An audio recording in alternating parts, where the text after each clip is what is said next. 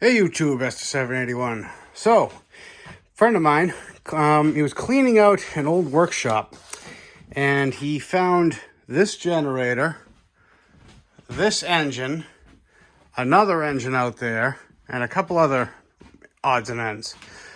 So, he knows nothing about them. They were all going to the dumpster. Honda EB3000C cyclo-converter. It's a generator. He put some gas in it, gave it a pull, and he snapped the pull cord. Animal. So, he has no idea if it works. He has no idea if any of this stuff works. So these are all going to be separate videos. But today, let's see if we can get the old generator going. This is cool. I've never actually worked on one of these. So let me get you set up and we'll get going. I did ask him before he just went and dumped gas in it if the gas tank was clean, and he said he couldn't remember, which means he didn't look. So let's just see if the tank is rusty. These things are so difficult to get out of here, especially one-handed with you guys. Hold on. That fought me way harder than it had to. So what do we see? There's a little crap in there. Does it actually look like water flowing in the bottom? I don't know. But it's promising. It's not the worst. You can see the filter right there. It has a filter before it comes down to the petcock into the carb. I'm sure the carb has got to be gone through. Before I go throwing pull cord into this and struggling with it, I do have a good used pull cord off a GX160, and you can see the sticker's not going to line up, but it will bolt up. So, how about the oil? Well, it's wet. That might have been from when he brought it over. Is it going to come pouring it? Oh, hey, look at that. It's filthy, but it's full. I've seen way worse too, so. All right, we got oil, we got fuel. Let's get some pull cordage and see what happens. So like I said, I really don't know much about this machine. I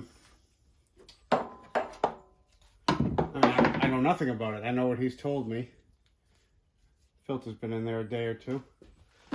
I just turned the fuel on. The fuel smells old, like rancid old. So I don't know how old the fuel he added was or if it still had fuel in it, but I got it turned on. So let's just see if it takes off. This red light should light up if it works. So let's see.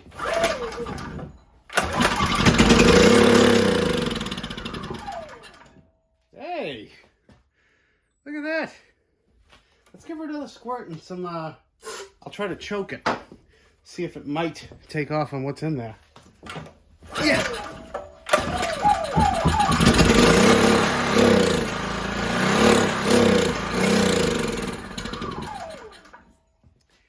feel like it tried to, but that's what we were looking for.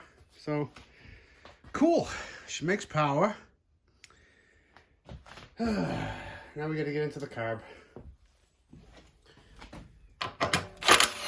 Looks like we got 3 10 millimeters, 2 nuts, and a bolt.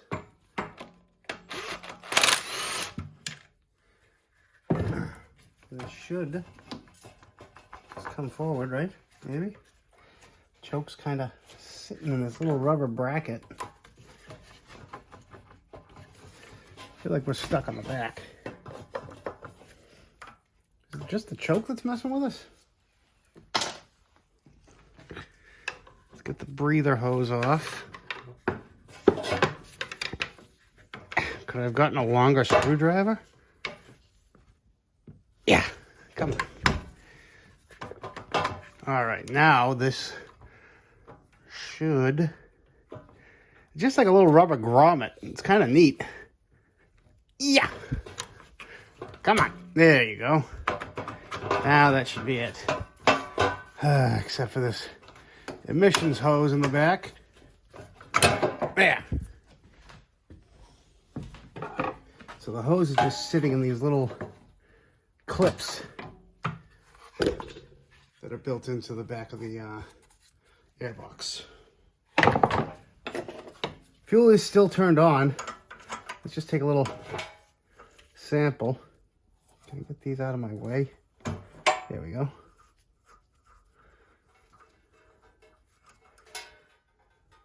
Oh yeah, there's some water. I'll let that piss for a little bit. All right, let's get the carb out. Trying to get you guys in closer for some of these shots, but I feel like all you end up seeing is close-ups of my arms most of the time. So just know I am trying. I'm always trying. Just not always succeeding. I'll slide this gasket off. Now we can get, yes, okay. Just got the throttle linkage off. Now I'm getting that little spring. Trying to be extra gentle. There we go. And we're free. Let's get it over to the bench.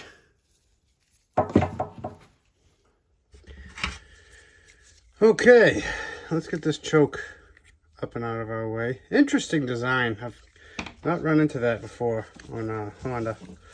So 10 millimeter. Usually this gives you an idea of how the bowl or how the carb is. And that's honestly pretty clean. So let's, oh, guess I didn't get all the water out. Ooh, I was mistaken. Yep. That's what happens when you get rusty water sitting at the bottom of the bowl. I mean, the good news is it looks like it's just superficial. Like this will definitely clean up. Give a look at that needle.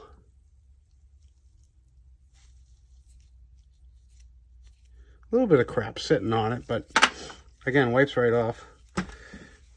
Do I need the skinny? Yeah, I need the skinny. Let's see if we can get the emulsion tube out. Yes. Got a good feeling about this one. I don't know if it was me or, but it sounded like it tried to run. But now that I'm seeing all the water that was in the bottom of the carb, I kind of doubt it. But let me know what you guys think. Kind of ran for a little extra long. Longer than I thought. Let's see. Yeah. Jet's open. Get the tube to push out. There it is.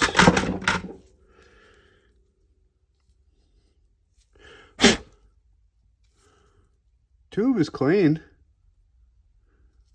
I can see through all the holes. There's just some crap down the middle, but nothing bad, nothing bad. All right, no need to worry about the setting on this screw. It's more or less just what's holding in the pilot jet, because this doesn't have an auto idle or an idle down feature, so it doesn't need to be set. Wow, that's in there.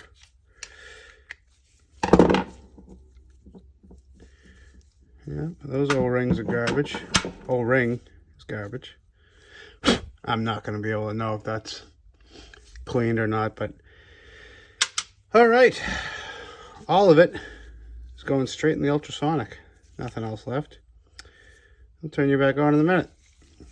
So while I got that in the ultrasonic, I just figured I'd drain some more out of this tank. Look at the color of that. And look at the cool little, like, it's like gold mining. It's like rippling the gas and water over it, but catching all the rust. Could be rich. All right, so now we know it runs. So let's put a cord in. So a lot of people get intimidated by these, and to be honest, I'm dyslexic, so I mess up sometimes too. But just remember, when you're starting with no cord, you're always gonna go in the direction that the pull cord is pulling when you wind it up. If you go the other way, I mean, you're going to know right away because it's going to give you some resistance. But if you push it, I got some bad news for you. You'll break the spring inside and you end up with one of these, which they're cheap anyway. Moving on. So, I'm going to wind this. Here's where the knot's going to come through. I'm going to go 3 revolutions around that hole. So there's 1, 2,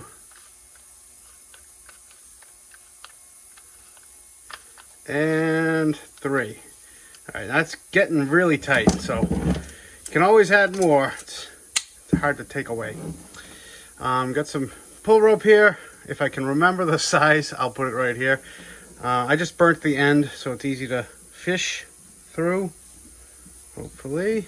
And there we go. Now I'm just going to get it through the hole. Perfect. Look at that, on camera too.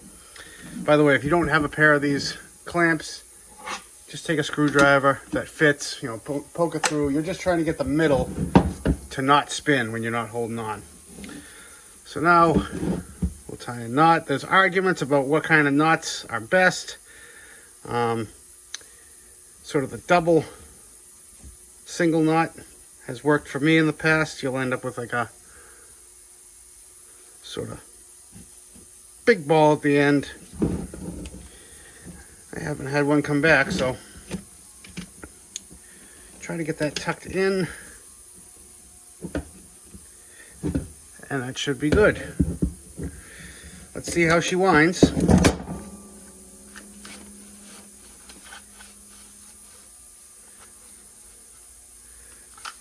All right, that's almost perfect, because now we have a little extra at the end, because we still got to put the handle on. So here's what I did earlier. A little bit of heat, and I just give it a quick little pinch. Move fast enough, it doesn't burn you. Slide that through, and again I'm going to do the same same knot. Here's a close-up in case you want to do it. Like I said, there is better knots. Some might call me a tenderfoot. So pull that straight down and in. Yeah, nice and tight. Goes into the pull cord. So now that's maybe just a hair loose, but yeah. So if you're a little limp, so say it was, you know, you were here, you know, look back at my last pull cord video. This has one of those notches, so you'd pull it through, get a little hook tool, you know, pull it through a couple times, give yourself some slack till that notch lines up. Little hook tool, pull some rope, and now you're gonna stick the live end in there, give it another wind, just like that. Pull it through, there. And then drop it just to make sure it doesn't break. But that's perfect. Now it's give it a pull all the way just to make sure you didn't go too tight, and this feels great. Make sure those dogs are kicking out, and they are. All right, let's slap it back on. And I got the rest of the gas out of the tank, let it dry out, blew it out with an air gun, and it actually came out pretty nice.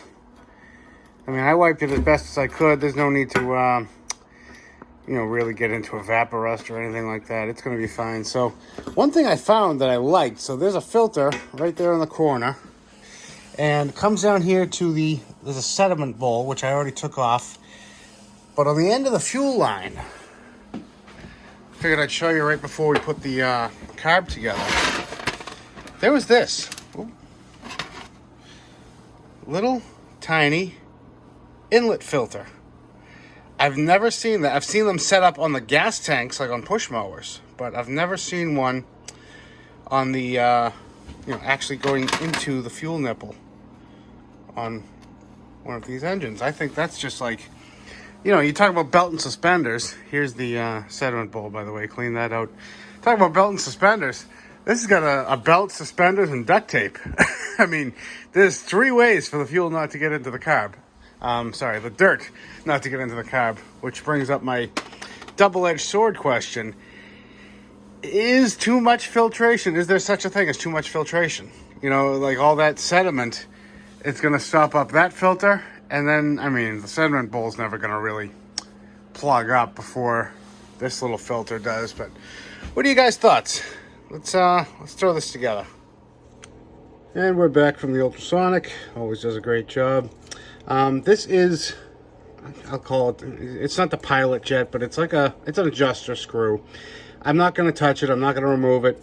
You don't really get much adjustment out of it. You can grind this little tab off and get it to spin in and out.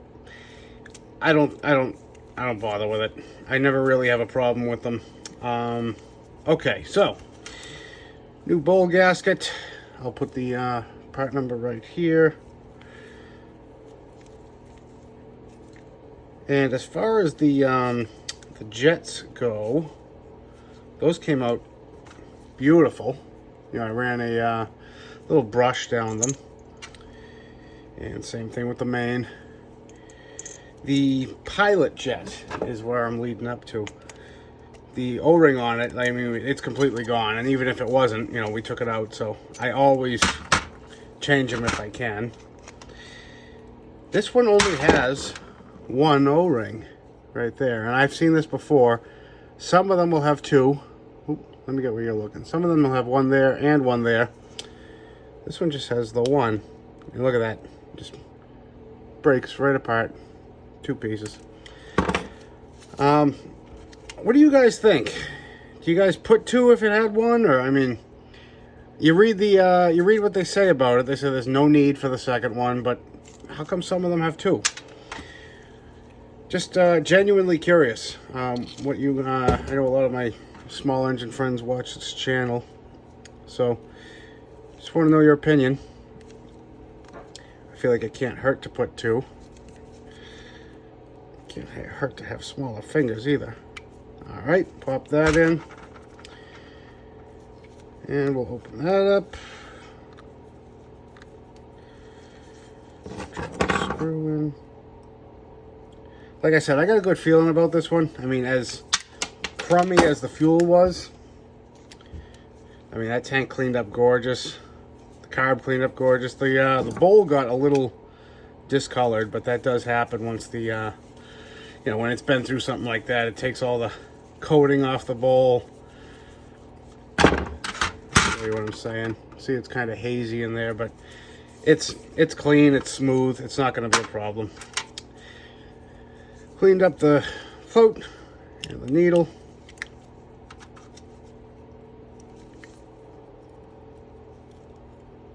So what are your thoughts? Is it going to work? Or is this a fail? Put that in. And a lot of people comment when I'm rebuilding these carbs that I forgot to tighten this bowl nut or this drain. I wait until I get it on the machine so I can clock the bowl correctly. And a lot of times I don't catch that on camera. And the rule of YouTube is if you didn't do it on camera, you did not in fact do it. So see, like right here, that's actually, you know, pretty good spot. But I'll wait till it's on there to tighten it up. And here is that little filter. This gets pushed right in, and there's a little tiny dimple on each side that holds it right in. That's fantastic. I want to see if I can order some of those. All right, back to the machine. All right, see if I can get you guys to see what I'm doing. I got the chocolator hitched up, ready to go. Trying to get the throttle. All right, that's in. I can't even see the hole for the spring. Okay, the spring hole is right underneath the throttle. Maybe I can sneak that on first. Nope, doubt it.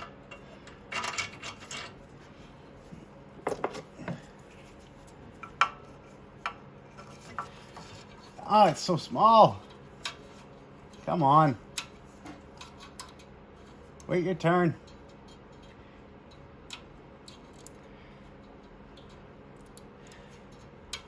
I can't see a dang thing. There. It's in. Bam. Done. Close up that spring a little bit. Excellent. Fuel line on. And like I said before, I flushed out the tank, flushed out these lines. So we're starting all fresh, which is really what you should do when you get a new carb. Did we forget something? You know we forgot something, right? Oh, see? Tightening up the bowl nut.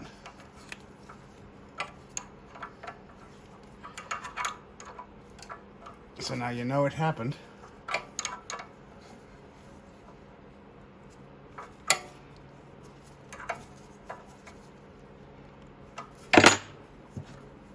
Gasket.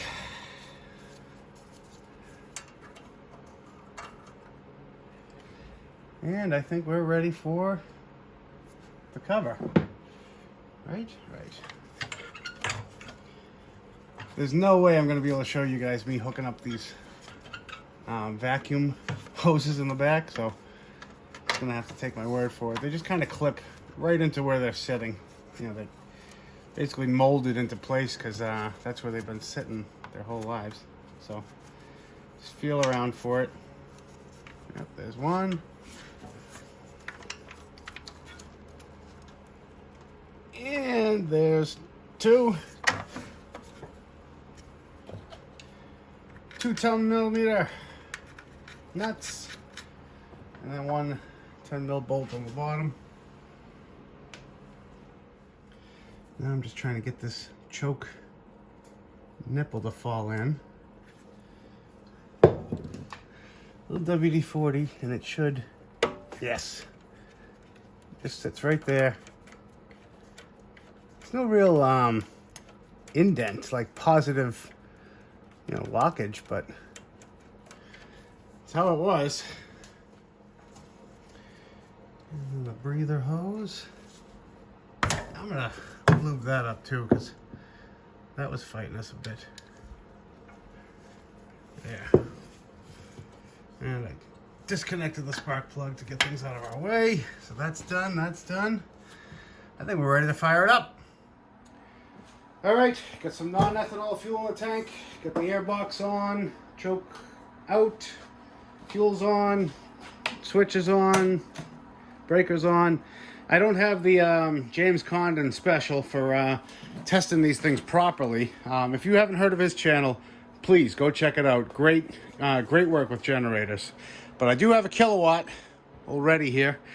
Write in the comments if you understand the reference. So we'll be able to see the hertz, and I got a nice bench grinder, angle grinder, to test it out. So let's see what happens. Fire in the hole.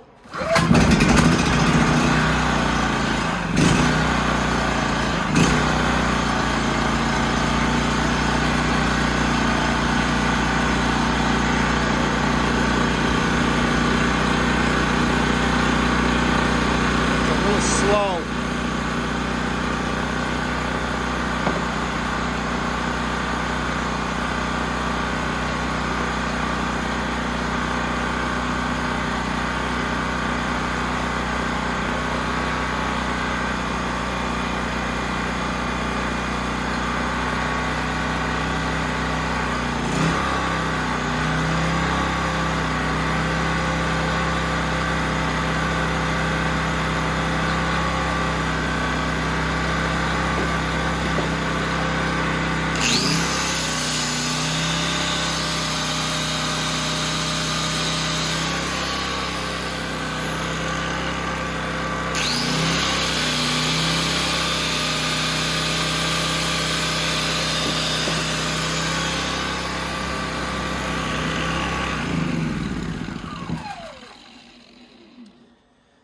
So, I would call that a success. However, I couldn't get the hertz to come up on this, and I was, what you couldn't see was I was turning the engine speed screw up.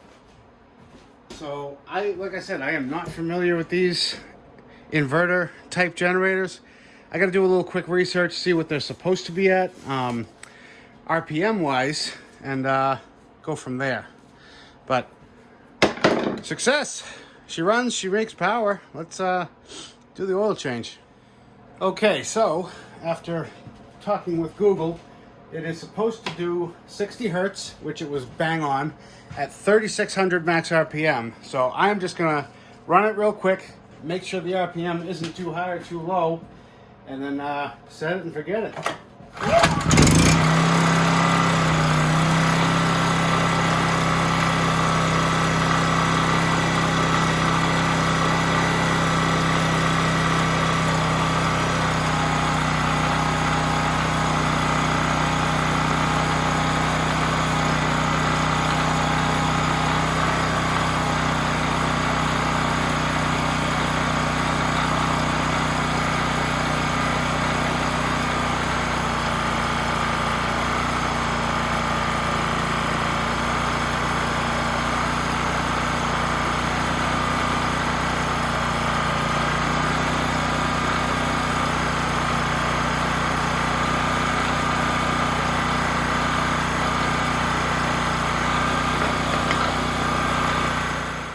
How does the saying go? If it looks stupid but it works, it means Hester did it. What could possibly go wrong? Yeah. See, and you guys thought it was going to go everywhere. Last thing I wanted to address is this is the fuel gauge. It's just a float inside. You can see the very tip of the red needle down there. It's empty because I barely have any fuel in it, but it's hard to know. I mean, you're in the middle of a storm, unless you open it up and there's fuel coming out at you. You'd like to know your fuel level, so I think this is just unprofessional. Let's do something to make it a little more professional for them. And that's more like it. Now, that's what Honda should have done from the factory. Well, that's going to wrap this one up, guys. Aside from air filter, which he's already got ordered and is going to throw it in himself. This is a great little generator for him. I want to thank you all again for liking, watching, commenting, subscribing. We'll catch you on the next one. Bye.